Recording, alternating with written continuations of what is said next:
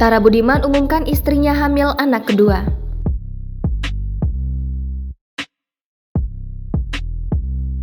Aktor peran Tara Budiman mengumumkan kabar bahagia yang telah lama dinantinya.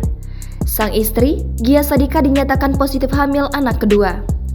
Sementara itu, Gia Sadika juga mengunggah foto kehamilan di akun Instagramnya. Gia mengatakan kehamilan ini sudah mulai dirasakannya sejak menjalani karantina usai liburan dari Swiss. Tara dan Gia pun mengunggah foto hasil tes pack yang menunjukkan tanda positif. Tara dan Gia diketahui menikah pada tanggal 22 April 2017.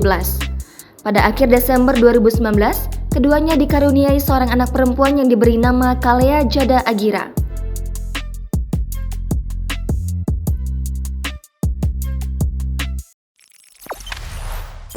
Jangan lupa subscribe, share, komen, dan like ya!